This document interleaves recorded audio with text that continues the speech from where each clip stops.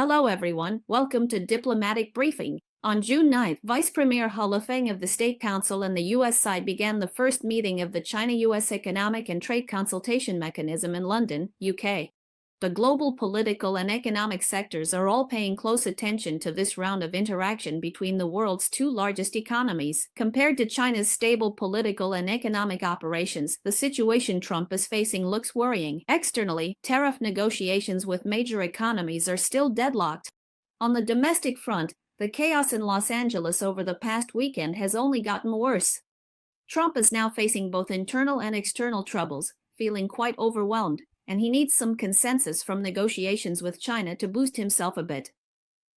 From China's perspective, it all depends on what concessions the U.S. is prepared to make.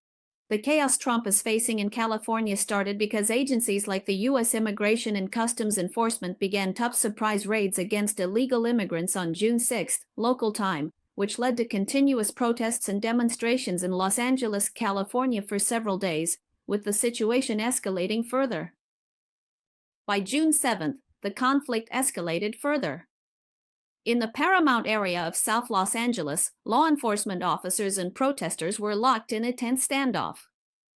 Protesters threw debris at the officers, who responded by firing tear gas, pepper spray, and rubber bullets to disperse the crowd. That night, the Los Angeles Police Department declared the gathering an unlawful assembly and issued a dispersal order, but the protesters did not back down and continued to confront the police fiercely.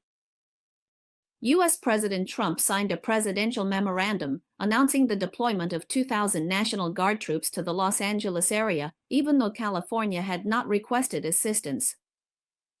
This move drew warnings from California's Democratic Governor Newsom and Los Angeles Mayor Bass, who said it would only escalate tensions. Tom Homan, the White House border affairs chief known as one of the three emperors of the border, warned local officials including Newsom and Bass not to cross the line and to stop interfering with federal law enforcement actions, or they could face arrest. Late that night, Homan told NBC in an interview that no matter what resistance they encounter, the federal government will continue to carry out daily operations targeting illegal immigrants in Los Angeles. He hinted that even elected officials could face arrest if they interfere with frontline law enforcement actions. Homan made harsh criticisms against Newsom, calling him a disgrace to California, and condemned the state's sanctuary laws, saying these laws prevent local authorities from being compelled to participate in federal immigration enforcement. After the U.S. law enforcement agencies launched their task force operations, Newsom also chose to respond firmly. On June 7, he posted several messages on X, saying that the federal government is taking over the California National Guard and deploying 2,000 soldiers in Los Angeles. He emphasized that this is not because there is a lack of law enforcement, but because they want to put on a show. He urged people not to let them succeed, telling the public not to use violence and to speak out peacefully. And now the Secretary of Defense is threatening to deploy active-duty Marines on U.S. soil against its own citizens. Newsom called this a crazy act. On the night of June 8, California Lieutenant Governor Honolake said that California might file a lawsuit against the U.S. government over the deployment of the National Guard, and that the lawsuit could be filed on the 9th.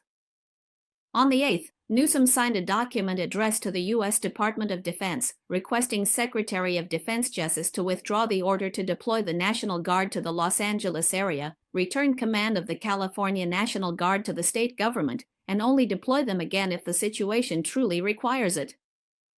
According to foreign media reports, on June 8, gunshots could be heard from time to time in Los Angeles, and law enforcement officers kept firing tear gas and rubber bullets at protesters. As the conflict gradually escalated, several journalists from Australian, Chinese, and British media outlets were hit by bullets at the scene in Los Angeles. According to a report by Australia's Channel 9 News, their U.S. correspondent Lauren Thomas was hit in the leg by a rubber bullet. She said it was very painful, but she was otherwise fine. At the time of the incident, Thomas was reporting live in front of the camera on the details of the clashes between U.S. law enforcement and protesters.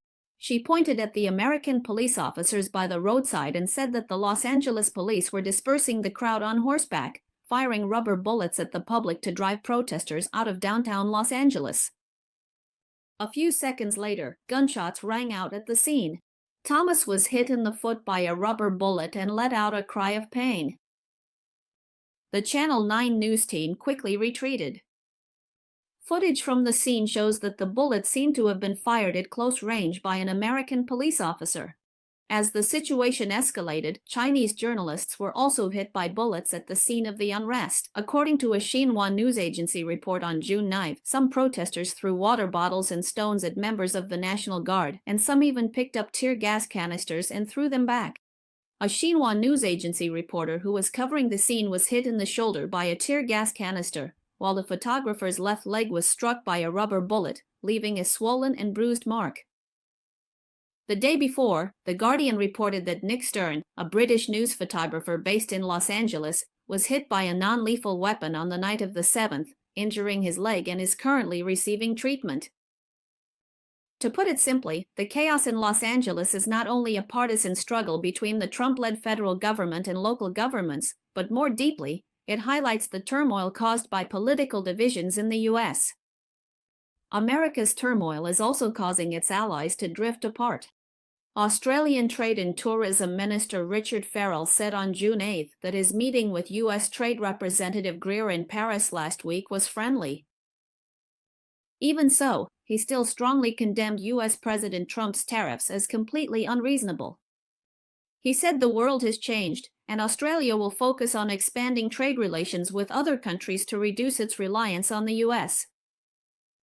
According to foreign media reports, Farrell held talks last week in Paris with countries from the World Trade Organization and the Organization for Economic Cooperation and Development. Farrell said the main focus of the talks was to prevent protectionism and encourage free and fair trade. Farrell mentioned the U.S. trade surplus with Australia. He said he made it clear to Greer that the tariffs the U.S. imposed on Australia are unreasonable. We hope to remove all tariffs, not just some of them. He said, in terms of the relationship between our two countries, this was not a difficult discussion. But he said, of course, we still have the opportunity to continue discussions with Greer and Commerce Secretary Lutnick to clarify Australia's position. He said Australia remains determined to remove trade barriers. He said, I believe that only through open and honest discussions with our American allies can we achieve this. But of course, I haven't given up hope of removing these tariffs. As long as there's an opportunity, we'll continue to raise this position with the U.S. Farrell mentioned the upcoming visit to the U.S. by Australian Prime Minister Albanese. He said that although Australia and the U.S. have various channels of communication, the most important thing is the relationship between the Australian Prime Minister and the U.S. President.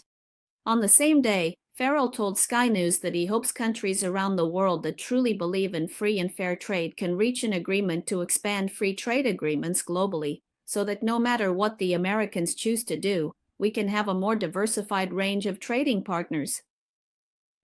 Farrell said he believes Australia can reach a new trade agreement with the European Union.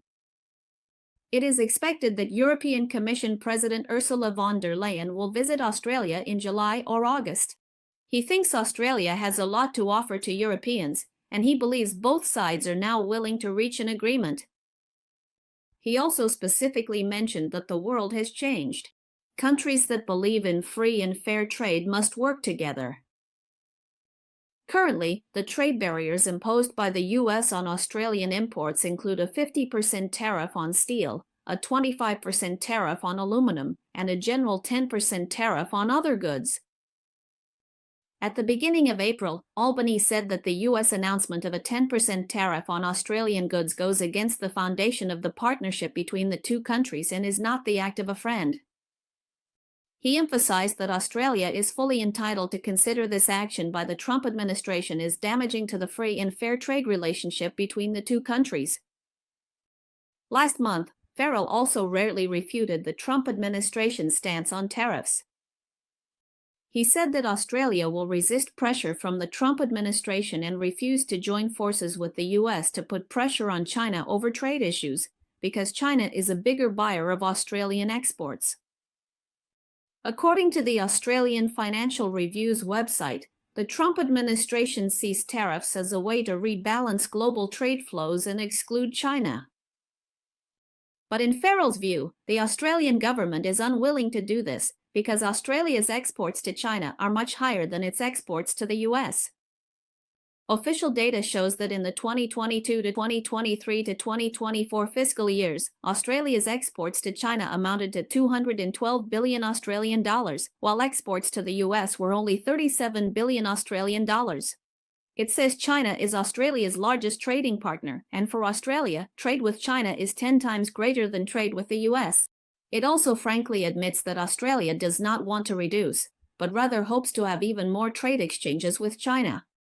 To sum up simply, first, after China imposed export controls on rare earths, Australian politicians loudly claimed they wanted to seize the market, but in reality, their political figures know very well that it's not easy to do so. Most of it was just shouting slogans to appease Trump.